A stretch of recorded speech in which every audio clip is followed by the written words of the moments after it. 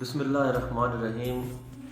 ناظرین، امید کرتے ہیں آپ لوگ اللہ تعالیٰ کے فضل و کرم سے بخیریت ہوں گے۔ آج ہم ہمیشہ کی طرح ایک معلوماتی ویڈیو آپ کے لیے لے کے آئے ہیں۔ مجھے یقین ہے کہ آپ لوگوں کو پسند آئے گی۔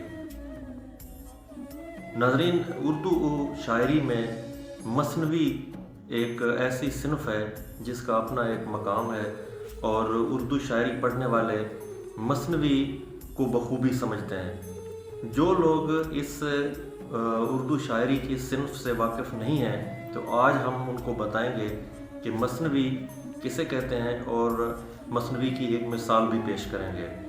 ویڈیو شروع سے لے کر آخر تک ضرور دیکھیے گا، اور لائک اور سبسکرائب کرنا بھی نہ بھولیے گا۔ مجھے یقین ہے کہ ہمیشہ کی طرح یہ ویڈیو بھی آپ لوگوں کو پسند آئے گی۔ مثنوی عربی لفظ مثنیٰ سے مشتق ہے، جس کے معنی ہیں دو تہوں والا۔ اصطلاح شعر میں مثنوی ایسی مسلسل نظم کو کہتے ہیں جس کے ہر شعر کے دونوں مصرے ہم قافیہ ہوں، اور ہر شعر کے قافیے الگ الگ ہوں مگر مضمون مربوط ہوں۔ قصیدے یا غزل کی حیت میں ایک ہی ردیف اور قافیے کی پابندی کی وجہ سے مسلسل مضامین بیان کرنے کی گنجائش کم ہوتی ہے، لیکن مثنوی میں اشعار کے مختلف القافی ہونے کے باعث مسلسل مضامین میں بڑی آسانی سے نظم کیے جا سکتے ہیں۔ مثنوی کے اشعار کی تعداد مقرر نہیں۔ مثنوی مختصر سے مختصر بھی ہو سکتی ہے اور طویل سے طویل بھی۔ بعض اوقات اس کے اشعار کی تعداد ہزاروں تک جا پہنچتی ہے۔ فارسی میں شاہنامہ فردوسی اور سکندر نامہ نظامی کے اشعار کی تعداد ہزاروں تک ہے۔ دیگر مثنویوں میں بھی طویل مثنوی کی مثالیں مل جاتی ہیں۔ مثنوی عام طور پر چھوٹی بحروں میں لکھی جاتی ہے۔ فارسی کے مشہور مثنوی نگار نظامی گنجوی نے اپنی 5 مثنویاں مختلف بحروں میں لکھی۔ امیر خسرو نے نظامی کے 5 اوزان کے علاوہ مثنوی کے لیے 3 وزن اور مخصوص کر دیے۔ اردو کے مثنوی نگاروں نے اپنی اکثر و بیشتر مثنویاں نظامی کے 5 اوزان ہی میں لکھی، مگر ان مروجہ اوزان کے علاوہ کسی دوسری بحر میں مثنوی لکھنے پر بھی کوئی پابندی نہیں ہے۔ مثنوی کی ہمہ پہلو افادیت کے بارے میں مولانا حالی فرماتے ہیں، شاعری میں زیادہ بکار آور صنف یہی ہو سکتی ہے۔ اس میں ظاہری اور معنوی اعتبار سے بلند پایہ شاعری کے تمام اوصاف موجود ہیں۔ گویا مولانا حالی کے قول کے مطابق یہ ایسی صنف سخن ہے جس میں ہر قسم کے مضامین نظم کیے جا سکتے ہیں۔ ہمارے ہاں فارسی اردو کی اکثر و بیشتر مثنویوں میں ہر نوع کے موضوعات ملتے ہیں، مثلاً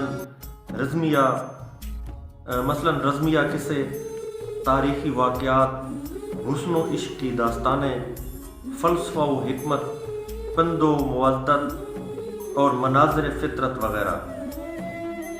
اب مثنوی کا آغاز و ارتقاء۔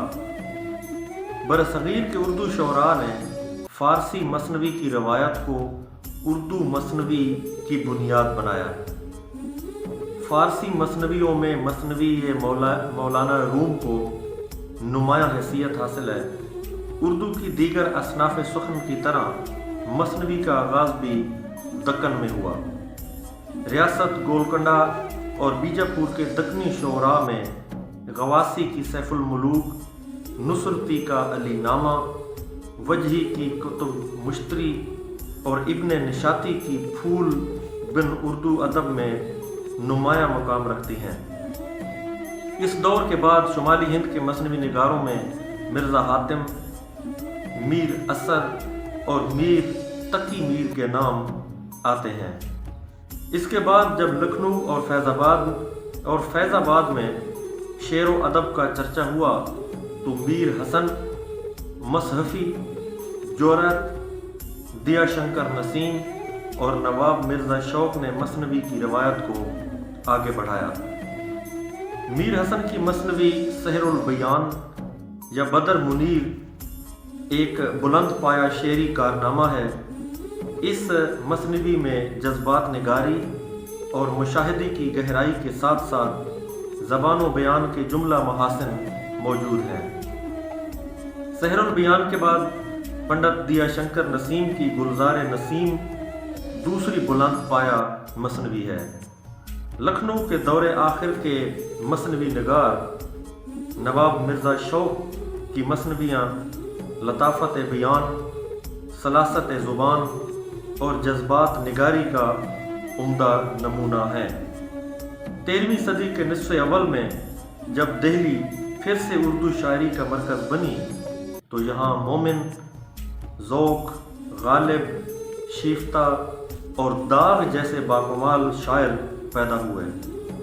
ان شاعروں میں مومن کی مثنویوں میں خیال آفرینی اور لفظی صنعت گری کے علاوہ قلبی واردات کی بھرپور عکاسی ملتی ہے۔ داغ کی مثنوی فریاد داغ، حسن و عشق کی دل نواز کیفیات اور سلاست زبان کا خوبصورت مرقع ہے۔ داغ کے ہم اثر امیر مینائی نے اپنی مثنویوں میں مذہبی عقائد اور مناجاتیں نظم کی ہیں۔ محسن کاکوروی ایک اچھے مثنوی نگار ہیں۔ ان کی مثنویوں میں چراغ کعبہ، صبح تجلی اور فغان محسن اردو کے شعری ادب میں امتیازی مقام رکھتی ہیں۔ گزشتہ صدی کے آخر میں آزاد اور حالی کی مساعی سے مثنوی کو ایک نیا روپ ملا۔ آزاد کی مثنویاں موسم زمستاں، شب قدر، ابر کرم اور حالی کی مثنویاں برکھا رخ، حب وطن اور نشاط امید اسی دور کی یادگار ہے۔ اس دور کے بعد مثنوی نگاروں میں اسمیل میرٹھی، شوق قدوائی اور بے نظیر شاہ قابل ذکر ہیں۔ علامہ اقبال رحمۃ اللہ علیہ کو بھی مثنوی نگار شعراء کے زمرے میں شامل کیا جا سکتا ہے۔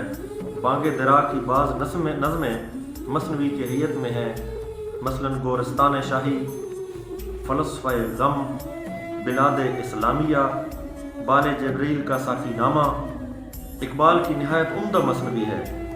حفیظ جلندری کے شاہنامہ اسلام کو اردو مثنوی میں ایک منفرد حیثیت حاصل ہے۔ موجودہ دور میں مثنوی لکھنے کا رواج اس قدر عام ہو چکا ہے کہ ہر جانے پہچانے شاعر کے کلام میں مثنوی کا کوئی نہ کوئی نمونہ مل ہی جاتا ہے۔ مثنوی کی ایک مثال ساقی نامہ: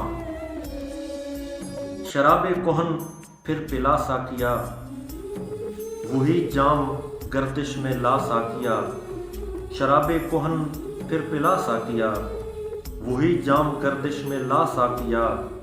مجھے عشق کے پر لگا کے اڑا، میری خاک جگنو بنا کے اڑا۔ تڑپنے پھڑکنے کی پھر توفیق دے، تڑپنے پھڑکنے کی توفیق دے۔ دل مرتضی سوز صدیق دے، جگر سے وہی تیر پھر پار کر۔ تمنا کو سینوں میں بیدار کر، تیرے آسمانوں کے تاروں کی خیر، زمینوں کے شب زندہ داروں کی خیر۔ جوانوں کو سوزے جگر بخش دے، میرا عشق میری نظر بخش دے۔ میرے دیدہ تر کی بے خوابیاں، میرے دل کی پوشیدہ بے تابیاں۔ میرے نالائے نیم شب کا گداز، میری خلوت و انجمن کا نیاز۔ امنگیں میری، آرزوئیں میری، امیدیں میری، جستجوئیں میری۔ یہی کچھ ہے ساقی متاع فقیر، اسی سے فقیری میں ہوں میں امیر۔ میرے قافلے میں لٹا دے اسے، لٹا دے ٹھکانے لگا دے اسے۔ تو یہ مثنوی کی تعریف، مثنوی کا ارتقاء اور اس کی ایک مثال آپ کے سامنے پیش کی۔ امید ہے इस मुख्तसर सी गुफ्तगू में आपको ज़रूर उर्दू शायरी की ये सिन्फ का जो तारीफ़ मैंने बयान की है आपको समझ आई होगी। इसी तरह मज़ीद वीडियोस हम आप लोगों के साथ बना के शेयर करते रहेंगे और आप लोगों से तवक्को है कि हमेशा की तरह भरपूर जो आपका फीडबैक है, जो रिस्पॉन्स है, वो आप लोग देते रहेंगे। और किताबें पढ़ने के साथ साथ आप लोग अपने इर्द गिर्द जो लोग आपके रहते हैं उनका भी ख्याल रख रहे होंगे। हमेशा अपना ख्याल रखिए, अपने साथ रहने वाले लोगों का ख्याल रखिए। हमारी हौसला अफजाई आप यही कर सकते हैं कि हमारे जो चैनल है इसके नीचे सब्सक्राइब और लाइक के जो बटन आ रहे हैं इनको क्लिक कर दें ताकि हमारी जो भी आने वाली नई वीडियोस हैं उनका नोटिफिकेशन आप तक पहुंचता रहे। अपना बहुत सारा ख्याल रखिएगा। उस वक्त तक के जब तक हम एक नई वीडियो के साथ आपके सामने हाजिर होंगे, हमें इजाज़त दीजिए। अल्लाह हाफ़िज़।